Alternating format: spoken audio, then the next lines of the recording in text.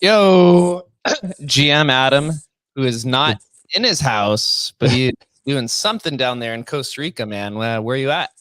I'm outside my house. I had the fumigators in, and it ran over a bit what I anticipated, and not sure if I feel comfortable sitting inside my house that's just been sprayed with a bunch of killer poison. So I don't know. I'm outside of my deck. Roger that, man. Well, I appreciate everyone who's joining us. We'll give a little bit of time so that everyone can join the spaces. I do see we're almost at 200 already live viewers. So as we know, historically, everyone watches the live stream because I spend some time putting together these nice little fancy presentations that I just know Adam absolutely adores and loves.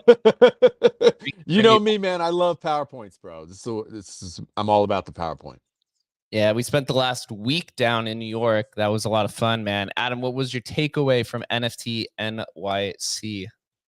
Memes, man. It's all about memes, meme coins. I mean, it's literally it's the thing of the day. I was telling you right offline before we got on. It was like old childhood friend of mine's like, "What's going on with this and that?" I was like, "Oh shoot, we are in the middle of it right now. This is middle of bull run."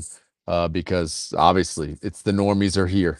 When you start getting those DMs, man, you know it's the middle of bull run season. So we're definitely here. Yeah, we definitely are. Chris, man, who also spent an entire week down in New York with us, man. What was your singular takeaway from NFT NYC? Yo, good morning. Good to be back. Takeaway from NYC is, yeah, totally agree with Adam. Bitcoin NYC, meme coin NYC, basically anything but NFTs, which is kind of bullish maybe for the market. You know, people are kind of checking out, different avenues. So I think maybe it's time to kind of start looking through there. but it's good to see the crypto community super active. Really great events, met a ton of cool people, and pretty excited about what's to come. Yeah, I think between the 5 or 6 different events I went to, I think 5 of them were Bitcoin related events. That's all. Totally. So it's literally meme coins and ordinals. So it's kind of just an extension from what we experienced at ETH Denver, which was literally all about Bitcoin. Even though Yeah, it was Denver. it's funny. It's like I wonder if, with the halving coming up and everybody talking about runes and what's going to happen with the runes. I wonder if, because everybody's focused on it, everybody expects it to blow up. Then maybe we should be looking somewhere else. I don't know. It's just my gut feel right now, but we can talk about that more tomorrow on tomorrow's show.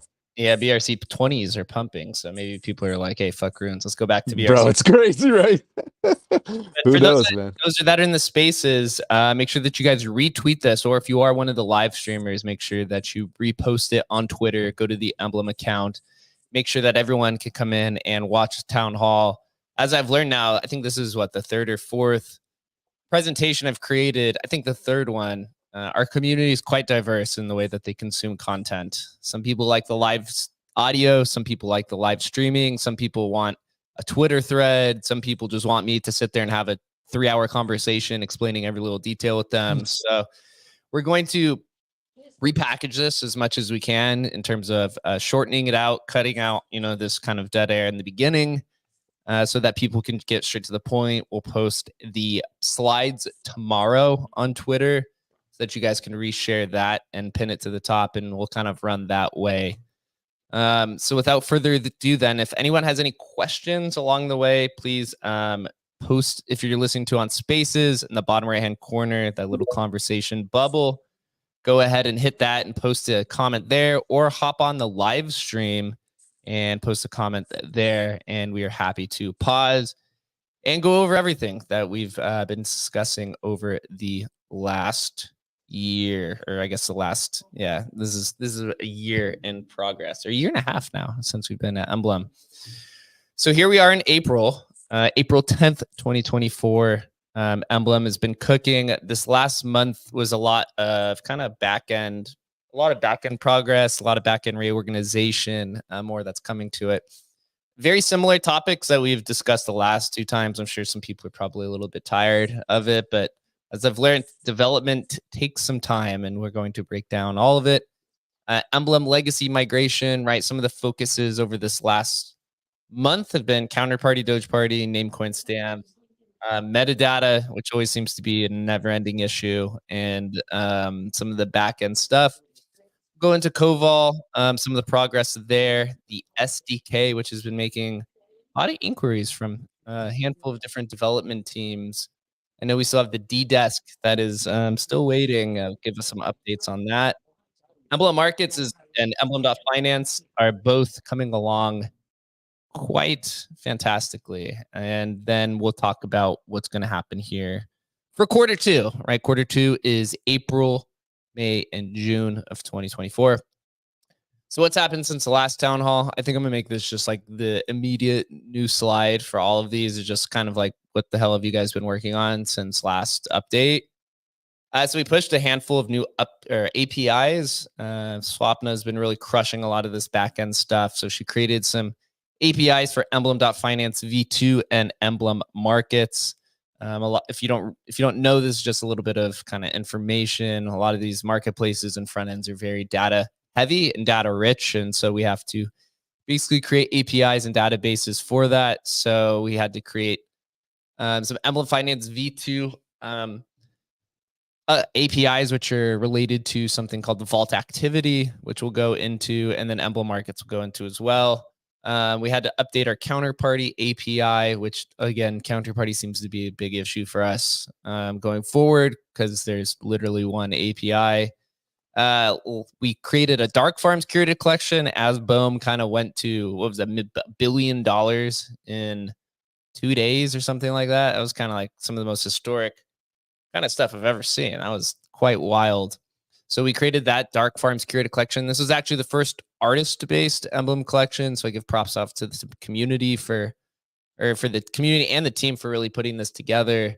There were some customizations. I had to get in contact with Jamie, who runs Robot Coffee Love, or Love Coffee, to help get a JSON for this. I do want to note here as well, there's a handful of counterparty communities that ask us, hey, why is there no traits for Spells of Genesis or Age of Chains or this Doge Party collection?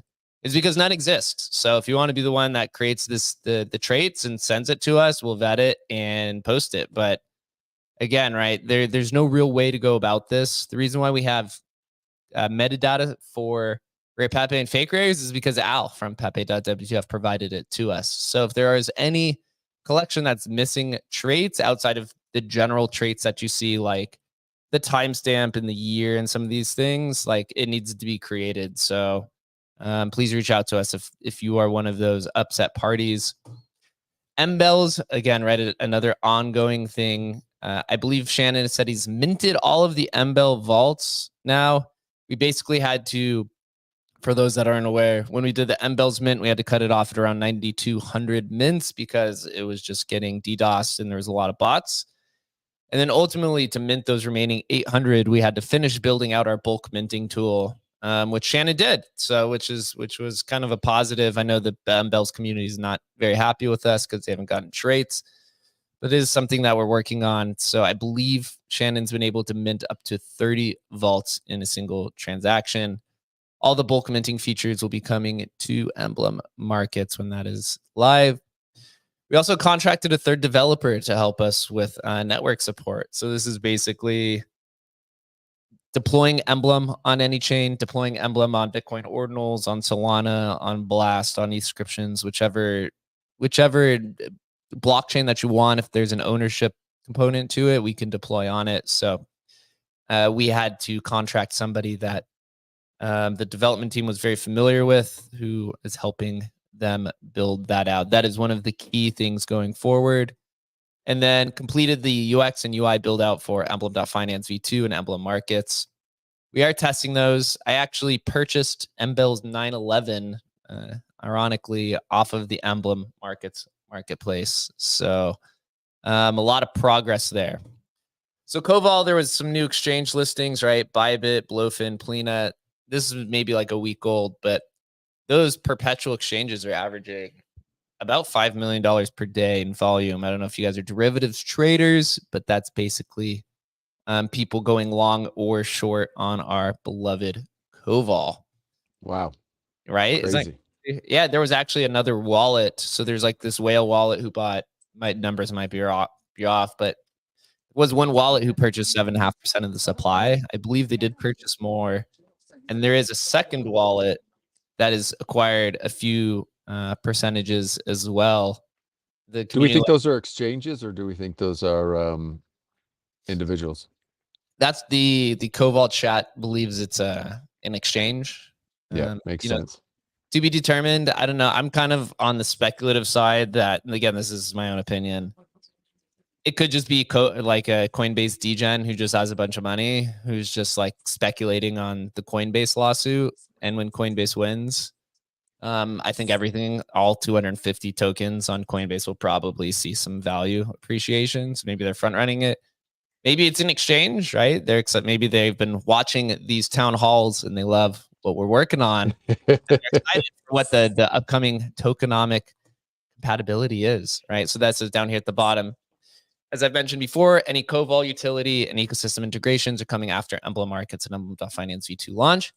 Although I do believe we have actually settled on what the next component is of this tokenomic completion, right? Related to fuel and the next vision of what fuel is, right? That's something that was, for those that aren't aware, Koval and fuel was supposed to be this dual token system that was created and I guess previously thought of by Shannon back in 2017, right? So it's been about 7 years since that original vision.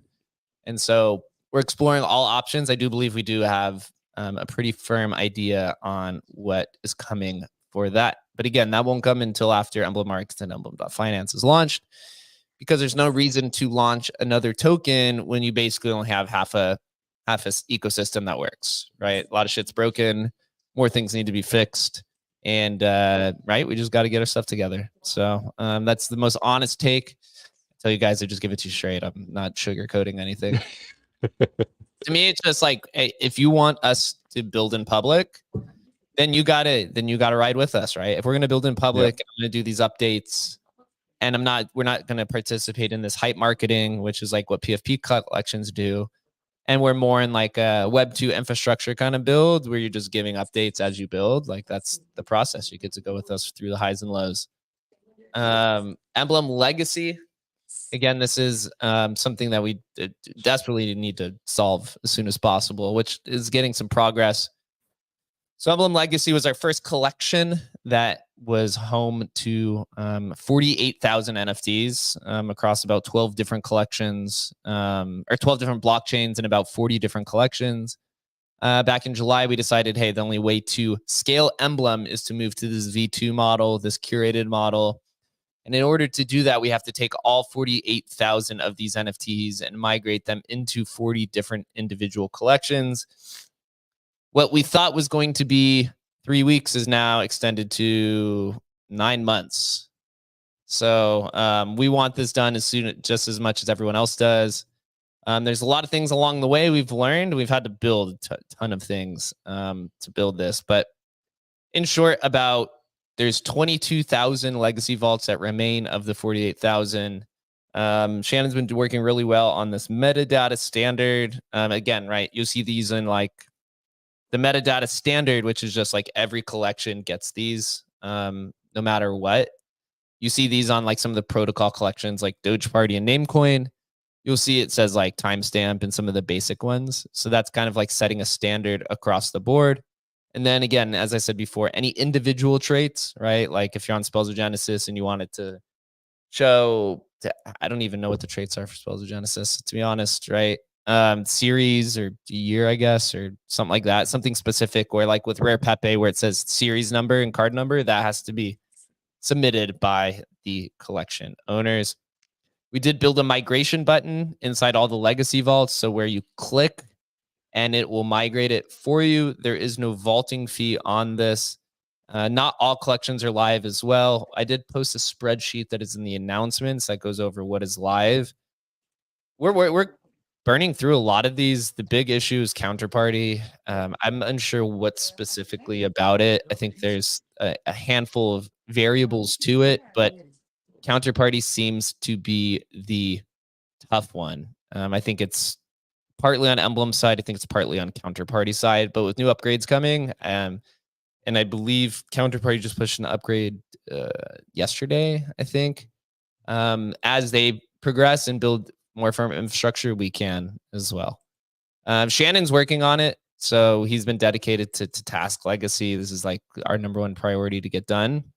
And Swapna is working on all the backend things because we do need this done as soon as possible. Unlock. So legacy vaults are migrate and unlock only. There's no minting. There's some people who came in Discord recently wanting to mint into the legacy collection. That is done. There's no more minting in the legacy collection ever again. That is done. It's in maintenance mode. And what that means is that your assets are safe. It just means we're not pushing any new upgrades. To be honest, we actually can't push a lot of these upgrades. Like, for example, a lot of people have asked about bulk unlocking, right? Where you can unlock 50 vaults in a single transaction. That's coming. That'll be in the curated collections. You can't even add that to legacy because of how it was built in 2020. So that was one of the main reasons why we've moved past it. Making some progress. Hopefully this will be done very, very soon. The Emblem SDK has got a lot of attention recently. This is basically Emblem in a box. What it means by that is like what you see on Emblem.finance, you can basically build on your own. A handful of teams have reached out to us for a large variety of reasons. Everything from the D-Desk, which is the DGods multi-chain swap desk. Somebody asked me when that was being released, it's up to the DGods team. From what I've seen, they've built it, most of it, and it's really up to them. It's on their schedule. Again, right, the SDK is us publishing our tools, and people can use it and dissect it in any type of way. We've actually talked with a handful of Bitcoin layer 2s. I won't name the names. Actually, I've probably talked with all of them. There's been a lot of interest in Emblem being added to these Bitcoin L2s, right? Because they are basically EVM machines that have a focus on Bitcoin assets. What has Emblem been doing for 4 years is EVM assets using EVM to take Bitcoin assets cross chain. So a lot of compatibilities there. Some other things people have reached out to us is doing ERC20 collections. So things like, I don't want to name any of the specific ones, but for example, we'll take The like, coins shall remain nameless. right. We'll use one like that's not created yet. But if we create like a collection for Dogecoin, right? Somebody can store Dogecoin, the cryptocurrencies, in a vault, and then somebody can build an escrow contract to basically take those vaults and issue, I guess you would call it VDoge, vaulted Doge on the other side as an ERC20. So we've gotten a lot of requests for turning things into fungible assets. And you could do this with NFTs as well. In the past, somebody has taken Feels Good Man, which is one of the popular rare pepes that's created by Matt Fury. This was over a year ago, basically built an escrow contract that accepts the Feels Good Man and mints you Feels tokens on the other side. So yep. A lot of cool ideas there. We're going to continue building on the SDK. This is where Shannon is pushing all the updates. So if you follow that page, you could go to docs.emblem.wiki. I updated a lot of this. Shannon's been updating it as well. And if there's anything custom that you need, then we're going to do it. And we'll talk about some of that in the Emblem Markets slide. I think one of the recent examples, just so give people ideas of like what's possible, is the Xcopy flies. Somebody built a contract that allowed you to take the Xcopy, I don't know what they're called, mutados on base, put them into a contract, and then basically kick out coins on the other side. Emblem basically allows that, but across chains. So I think there are some really interesting opportunities which people will play around with during this cycle that could hit, so lots of opportunities there. Here's some brand new information we haven't released yet. So the marketplace fee of Emblem Markets will be 1%, which is at least 50% cheaper than any other marketplace outside of Blur. But Blur does not support ERC 1155. So from my knowledge, this will be the lowest fee of any Rare Pepe supported marketplace. I'm going to be honest, guys. Our goal here was to actually do 0% marketplace fee. We sat and negotiated with our infrastructure provider for literally 2 months to try to get this to a 0% fee and create some sort of enterprise negotiation on the back end. And they would not do it. They would not budge. So their fee is 0.5% on trading volume. So we push it to 1 so we could make a portion of that back. But ultimately, our goal is to get it to 0%. The majority of the team, I think all of the team, believes that marketplace fees are probably trending towards 0 as well. And Emblem has a unique value prospect where we also have vaulting fees and some other ways to monetize. And where Emblem Markets is going is that it's going to only list Emblem Vault collections to start, right? So there's about 69 collections actually that'll be listed when we launch. We can add other collections like non-vaulted collections, but that's not our goal here with Emblem Markets. It's to create a preferred experience for our customers, for our users, right? For our vaulters. And so the initial goal isn't to come out and say, hey, we're going to dethrone OpenSea or we're going to dethrone Magic Eden or Blur, whatever the case is. It is to build an experience that nobody else can really fuck with, to be honest. And that we want to give the best offer for everything that is Emblem Markets and Emblem Vault and Emblem Finance. So with that being said, 1% marketplace fee will be the starting price with the eventual goal to get it down to 0, hopefully. Our infrastructure provider said they'd be open to negotiating with us down the road.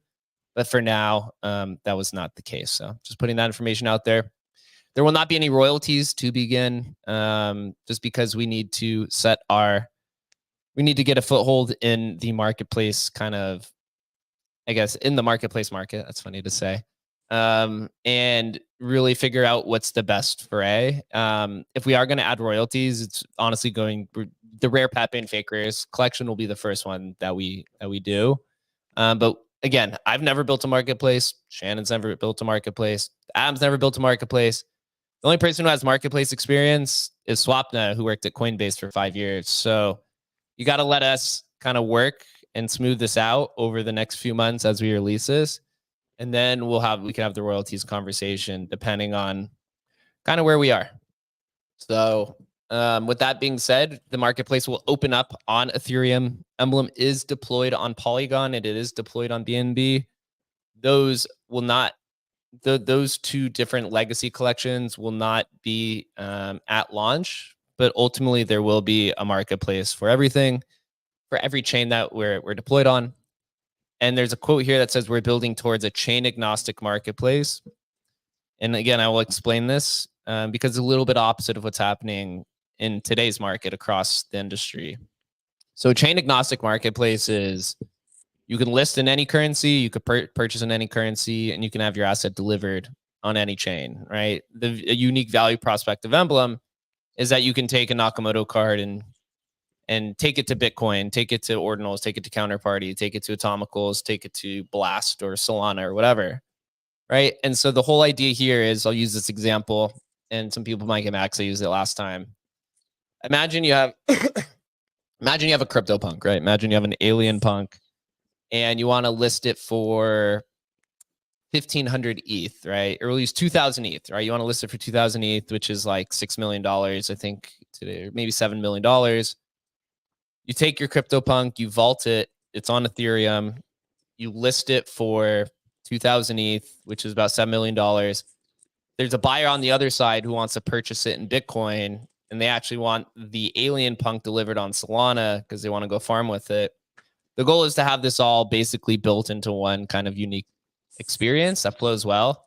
Again, that's never been done. It's a little bit different from what you see the other marketplaces doing, where they're building individual native experiences, and then they use a wallet to basically kind of smooth over that process. We're going about it in the Emblem Vault way, which is a chain agnostic marketplace where you get one collection page, right? You only need one wallet, and you can do it in whatever your preferred currency is. So again, that's not going to be easy. That's going to take a while to do, actually, as we add PSPT support and some of these other things. The application store, you'll see here on the next slide, the apps will be products that Emblem releases. So things like our bulk minting tool, Emblem.finance, the Vault Pad. It'll also showcase things that users use the SDK for and build. So we'll showcase the D-Desk and some of these other ERC20 portals and some of these other products that people use. You will get literally free advertisement directly on the marketplace in the App Store. So we hope that this encourages people to use the SDK because it is open source. And with the SDK, there are revenue sharing opportunities. So reach out to us for that. The marketplace will have all the common features: buy, sell, transfer, sweeps, bids, bulk buys, etc. It will have ERC 721, ERC 1155 support. And it will be mobile compatible. So you can use the markets on your mobile phone, which I know has been the complete opposite experience of Emblem Vault, because Emblem.finance is not usable on mobile, right? The V2 will, though. And we are exploring this idea of boutique storefronts, which we've had some people reach out to us. I won't name the names, but in this example, somebody has generated a meme coin on Solana, right? But all of their collections are on Bitcoin and on ETH. How do you basically merge that together? And with Emblem Markets, we could create things like boutique storefronts, where it's just an individually curated experience for you. I would suppose most of this is probably for artists, but it could be for collections as well. They say, hey, I want to vault my Bitcoin NFTs on ETH, but I want to be able to do the bidding and selling and purchasing with my Solana meme coin that I've just created. And that's kind of the experience of a boutique storefront. I think that's a really cool, unique value prospect.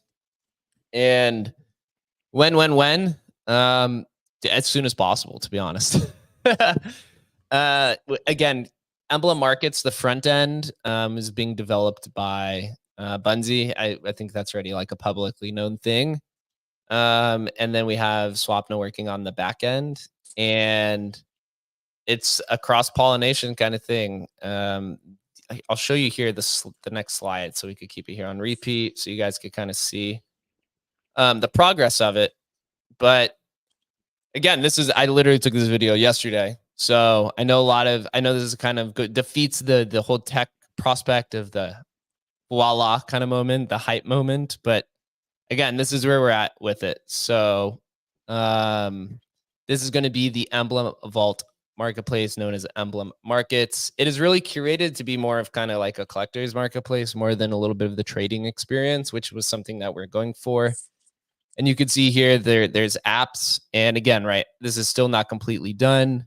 Bunzi still has to smooth out the front end, and then we have to link up some of the APIs that we've built on the back end.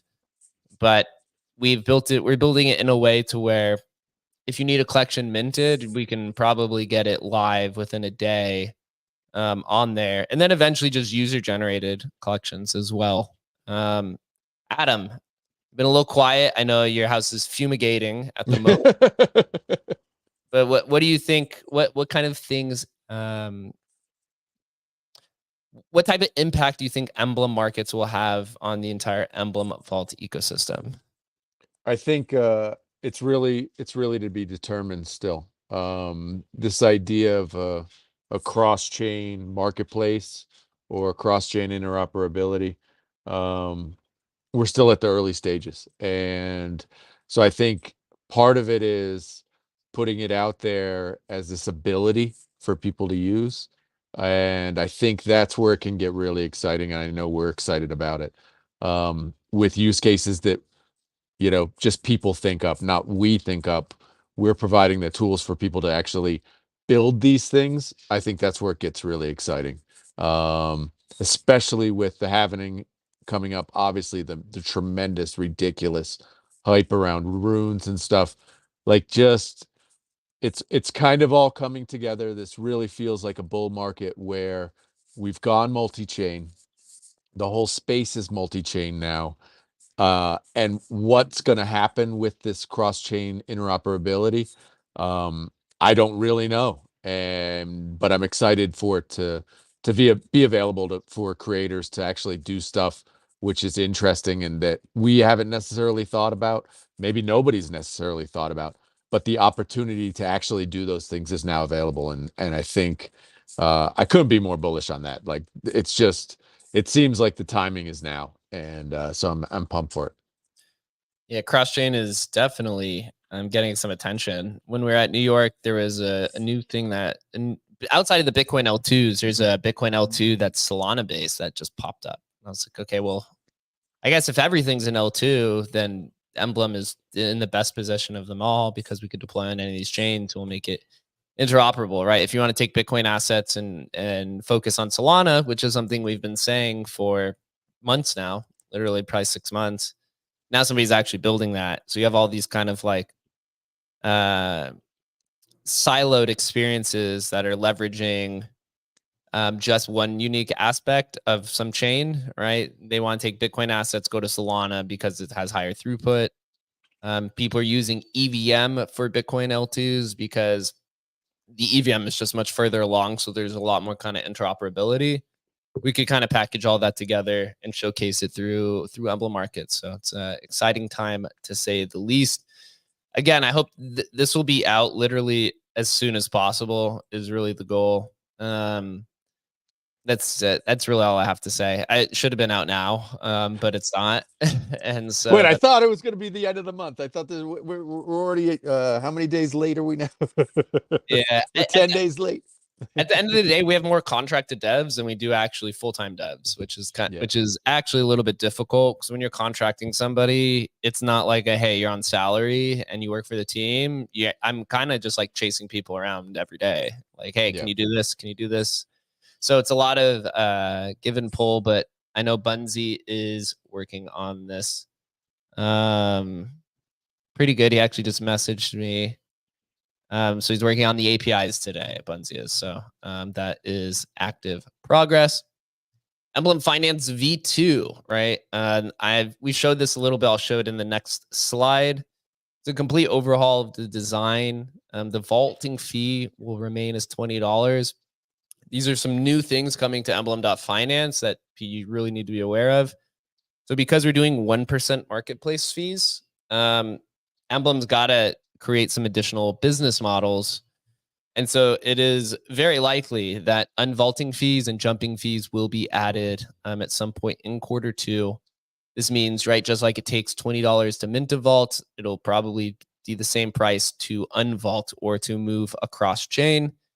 The trend right now is kind of tokenomics and fees. This is what most protocols and products are doing, right? Whether you're Wormhole or your friend tech, right? Or you're literally OpenSea or Blur. This is what everyone does. They add fees to their foundation and then they add tokenomics over it so that their users can have incentive to, make some of those fees back or even become a profitable person with participation. So I think we're going to be following a similar model here, and it'll be leveraged throughout all of our different products. But we will give you at least, I would say probably a month in advance, because, right, unvaulting fee, let's say you have 200 vaults, right? Now it costs you $4,000 to unlock all of those. You're going to need some ample time to figure out what you want to do. There's a possibility also, before we do add both these fees, that we do just do like a week or two of free, so that people, if you really want to exit the ecosystem, then by all means, please do it. These will not be unvaulting fees will not be added to Emblem Legacy again, right? Because Emblem Legacy is from 2020, so you literally can't even add unvaulting fees to the collection itself. So Emblem Finance will be on mobile, which is a huge upgrade. Oh my God, so nice. The fact that Emblem has made it this far without a mobile experience is quite baffling to me still at times. But you'll be able to do all your vaulting kind of interactions and vaulting experience through mobile, and that will be a huge support. Wallet Connect, this was another issue with Emblem Finance. The front end, it only works with MetaMask. Now it works with literally any wallet, whether you're doing it using Coinbase wallet, right, or Rainbow, or any of the whole sort. I think it's like there's over 100 different options. So that is another upgrade, which is literally just a standard. So it really shouldn't even be an issue.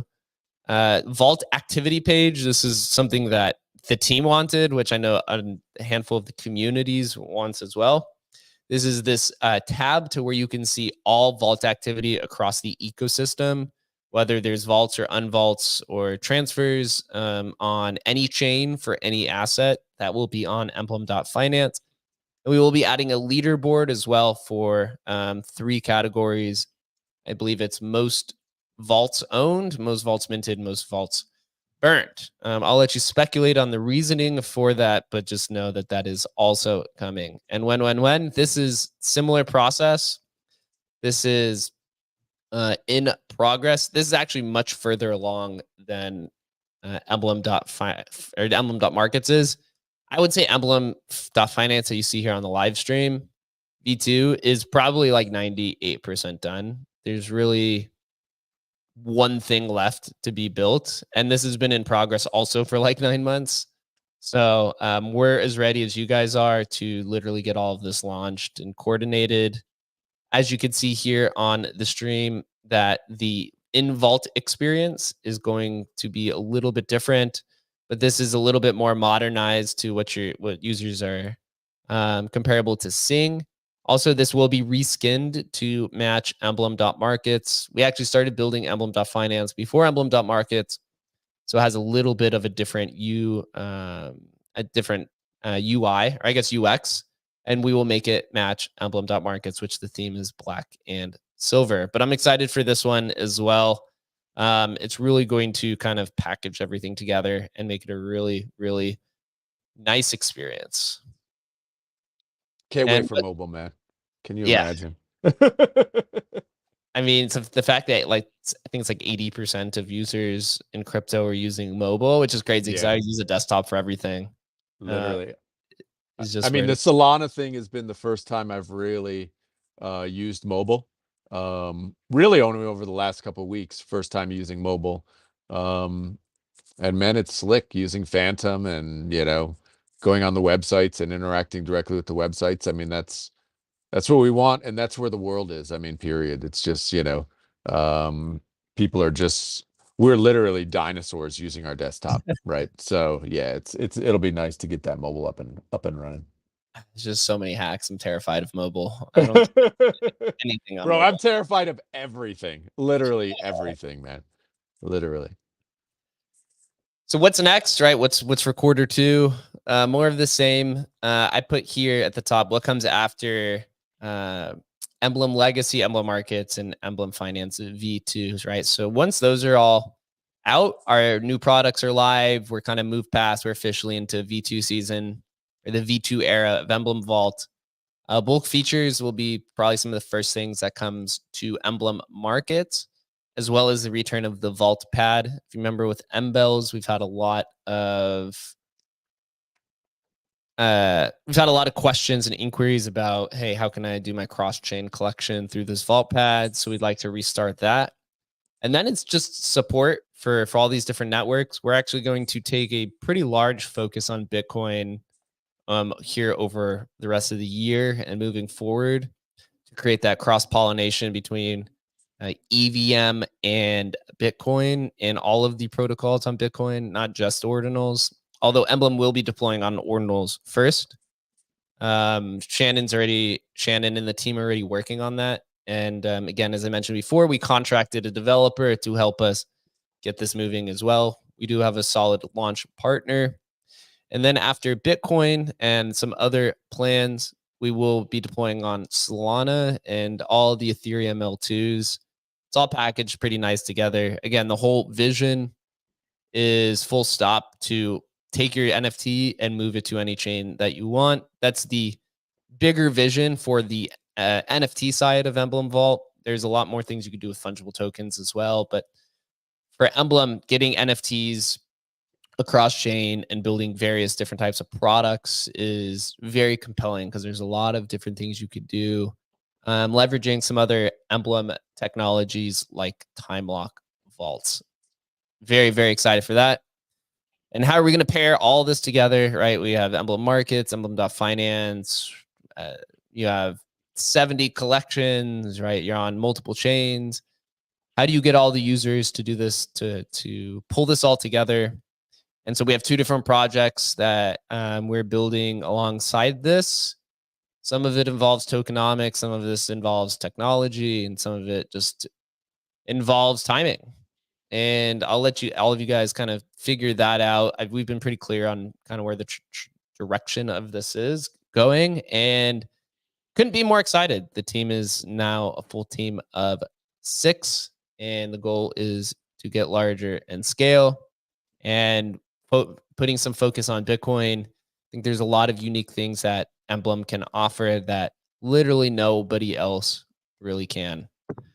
So that is the end of my presentation. It was a little bit short and sweet today because we've been grinding, man. But it was a little bit more of a month filled with just filled with kind of backend infrastructure and hanging down in New York, to say I the least. think at the end it's like, I mean, I understand the feeling of like, wow, you guys have taken so long, taking care of the legacy collection.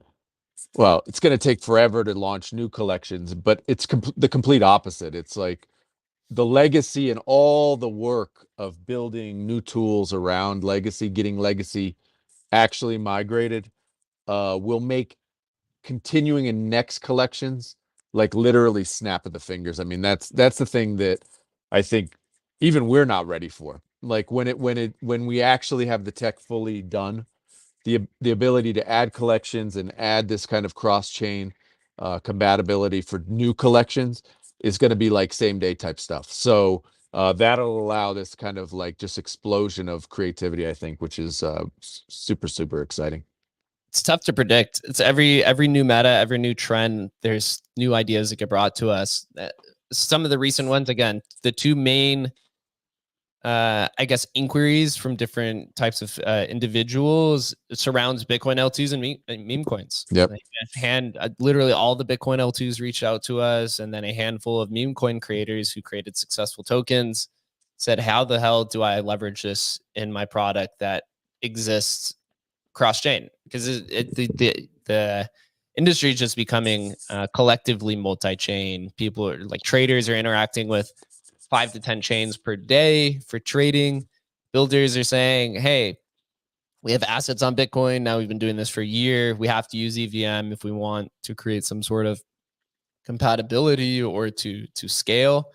Or you take the OP cat route where you say, "Hey, we want to keep it Bitcoin native, but we have to push this narrative to get a soft fork upgrade, which could be a year away," right? And so at the end of the day, there's a ton of builders that are saying, "Hey, we'd like to use this, but we're not going to wait a year because we're going to lose at the end of the day if we have to wait." So there's this hyper blend of EVM and now SVM as well, and Bitcoin. And so we want to be able to cross pollinate that the best way that we can and build with the tools that we have and the team that we have. And eventually, so others will catch on. In terms of funding, right? The VCs still have no fucking idea what Emblem Vault is, no matter how many times I have to explain it to them. They still don't get it, or they don't like the value prospect of it, right? Which is, for VCs, is okay. I think Emblem is just more of a retail or a crypto native type product because it's an advanced product than it is something of an investable vehicle. Some of these funds. When token, Jake. When token. When tokenomics. What's up, Dogfather? Good to see you. Yeah, GM. I have just one particular question. So with the bulk mint, let's say someone has a semi-fungible token, let's say a Rep Happy or some Doge Party asset, and they want to vault, let's say 10 or more. How does it work in terms of fees? Is this like kind of like the same fees? It's just like easier because you don't have to go through all the clicks 10 times, or is it like also fee optimized? We do want to fee optimize it. We also have plans to optimize it even further with future tokenomics. And so, yeah, there will be like the difference of minting one vault for $20 or minting $100 for X amount. There will definitely be a natural discount there. And then possibly a even further discount with, for our holders, depending on whatever thing you're holding, right? Whether it's MBELs or Koval or whatever comes next. Again, we've explored all of that, and we want to make it a completely robust system for pricing. No matter if you're interacting with Emblem on Solana, Emblem on Bitcoin, Emblem on EVM, shouldn't really matter. But we do want to make that experience a little bit better. And how bulk minting will work is basically, it depends on if you're doing ERC 1155 or ERC 721. So if you're doing ERC 1155, it's pretty simple. You would just use the Nakamoto vaults times 10, and you would hit mint, and it would give you 10 addresses to all the vaults, and then you could just multi-send that way. With ERC 721, it's a little bit different because they're different assets. So we're exploring different ways. One way is you can either take all of your different assets and send it into one deposit address, and then it just mints it to all of these different collections simultaneously. Or we do a bulk mint for just individual ERC 721 collections, right? So for example, if you have like 50 Bitcoin stamps that you want to vault, you would just hit bulk mint Bitcoin stamps collection, and then you would just send all 50 to one single address, and then it would probably just mint them to 50 different ones. It's possible. There's still a little bit of exploration there, but you will be able to do the same thing also with bulk unlocking as well. if there's any other questions, let me know. It seems like on the live stream, it's mostly just viewers today. Somebody was asking about Bell's coin.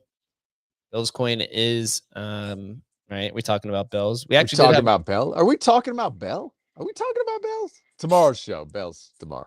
And I want to get into Dogfather. Maybe you can help with the node setup. Jake, you got your node up and running for the halving, man. You ready? I'm not. You're out. You're like, forget it, man. I'm not doing it this time. To me, I'm just participating. I mean, I think it'll be fun watching, but sitting there and etching, I mean, I know Trevor is going hard on it. It's definitely appealing. To me, it's like I made this post yesterday. If you're gonna sit there and etch the early ones, you're gonna have to pay. You're gonna need a large amount of capital because the fees are gonna be so high, and it is. There's risk there where it's, you know, if fees sustain above 300 sats per VByte for 4 days, and basically all those collections minted in the first 4 days are going to have kind of a, you know, like a built-in floor based off of the amount of fees that were contributed for it. But if you have 1,000 collections that have a sustained floor of 10 million or 20 million just because of fees, I think it just becomes a crapshoot of like only 10 of these will survive or something. That's an arbitrary number, but I can't see all of those ones that are early minted surviving. So it's, to me, the highest risk, highest reward is etching that. I don't know if I'm in that game or not. Yeah, I honestly don't know. It seems like there's so much attention there, and when there's all this attention, you tend to not have that kind of outsized reward potential, right? Early ordinals, you got hugely rewarded because there wasn't much attention, right? Not many people were doing it. It seems like, you know, even with what TO's pushing, like get everybody up and running with nodes and stuff, it's like, wow, how's this going to be? You know, where's going to be that return when literally tens of thousands of people are like running their own node and etching? But I don't know. It's going to be interesting to see. What's up, Dogfather? It's pretty simple. There are not 10,000 people running their own node. How many people have you done the math yet, brother? How many people are going to be ready for this, man? Tell me. I mean, I just see that in the discords where people have no clue what they're doing and just asking like random stuff. They are not ready. I mean, even if they have their node up and running, maybe they have one big UTXO with, let's say, 0.5 BTC, and then they do one mint transaction and, you know, choose a fee that's a bit too low, and then they wait 5 hours. You know, all these kind of like little things, the little details.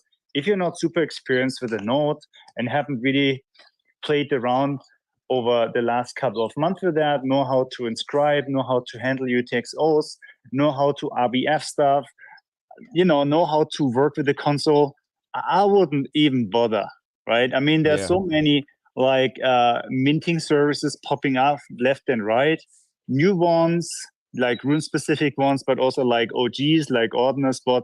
You'd rather pay the $10, you know, service fees, and they handle your stuff. The only problem is, and I think Jake 300 reset, this is nothing. I mean, this you will see way higher levels. So let's say you want to mint some stuff, and just to pay the fees cost you $100. I mean, for most people, that's not like the market. It's not like the situation. This is like big guys business, deep pocket business in the early days. So either you do that, you know, on full scale, or you just wait a few days till, you know, the dust has settled, or you just go into some solid pre-rune projects and invest right now.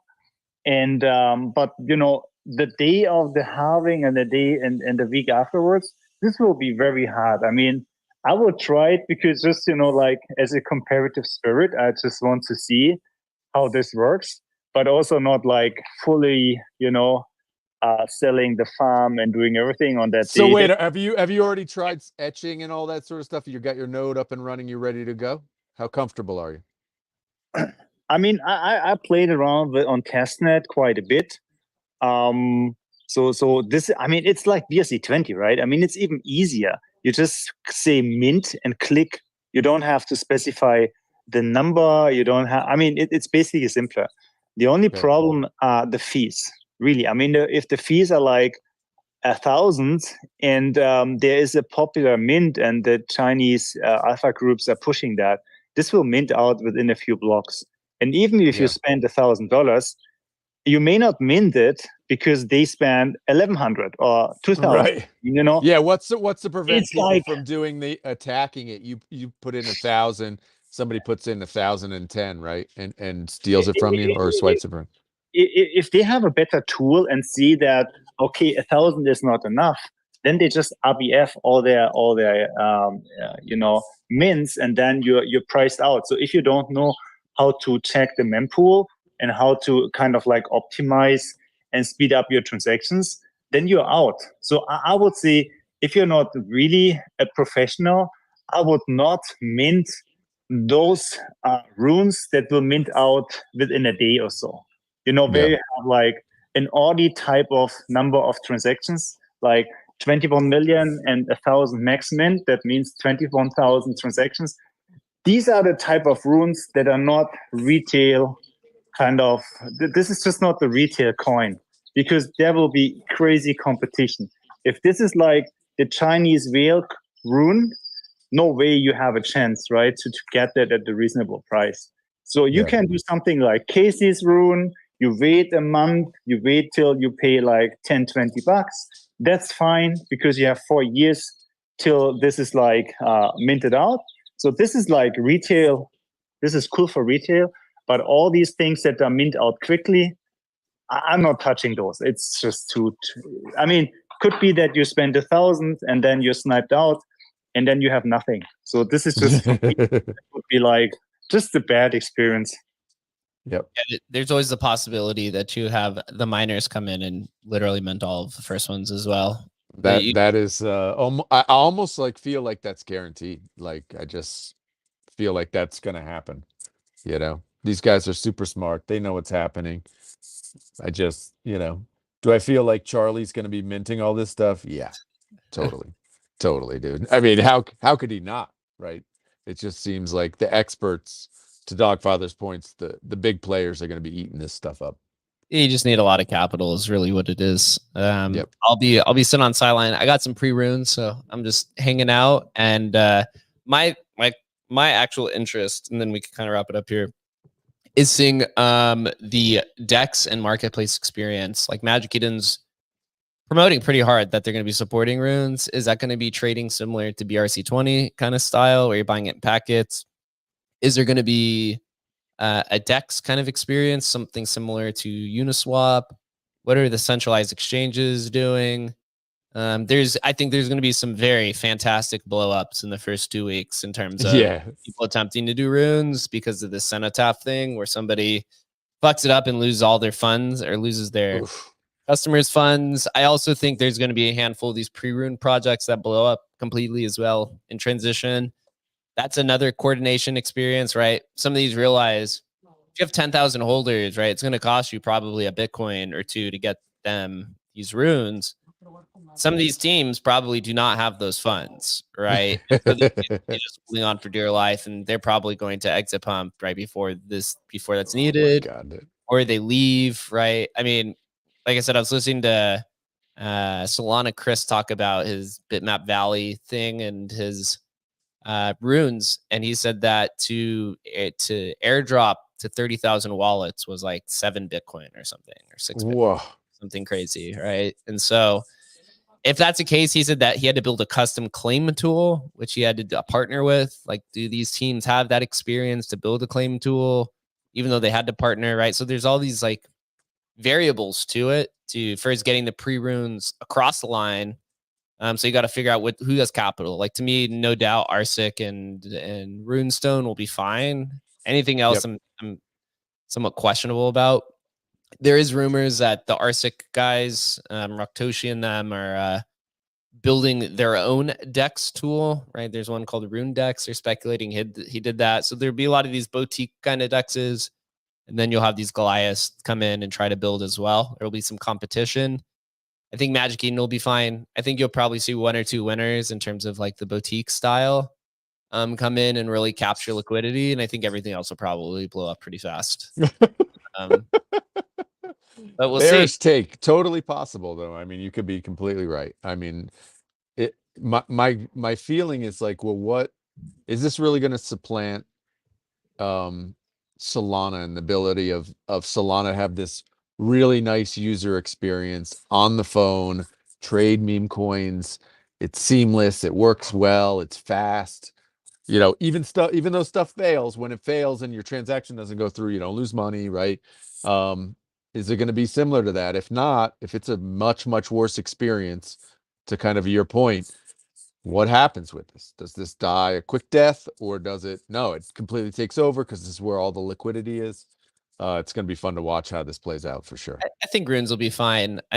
Infinitely, I just think Bitcoin is just meme coins for boomers, dude. I mean, it's got a 10-minute block time, so you don't have to sit there with just literally eyeballs to the phone 24/7. You could kind of walk away.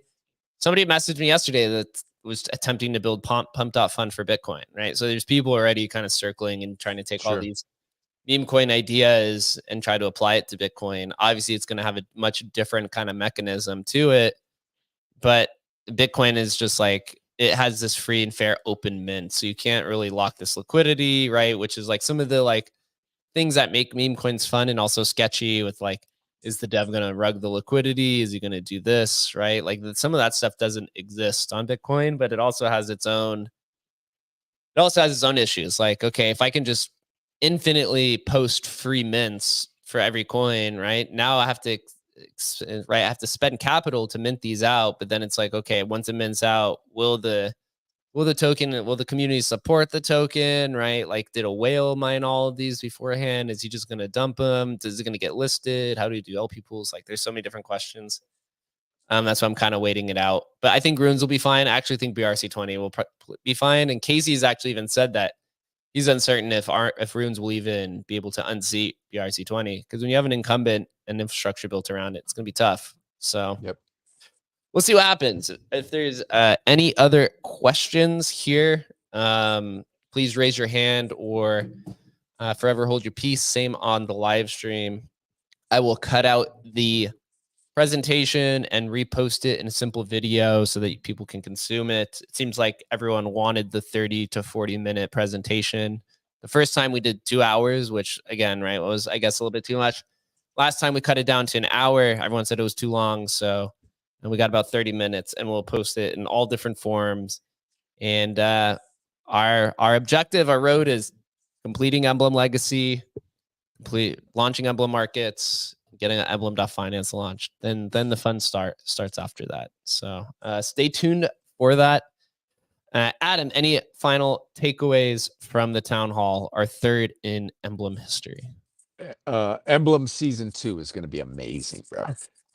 It's honestly, our timing is going to be great once this is done in the next month or so, and like, let's go. It's on. Bull runs here, stuff's happening everywhere. This is going to be awesome, bro. I'm most excited about Emblem on Bitcoin. I think there's a lot of fun stuff you could do there. Totally. That we will be literally on the frontier that no one else can do. So it's gonna be some mistakes, but there'll also be some very crazy ideas that circle from Emblem on Bitcoin.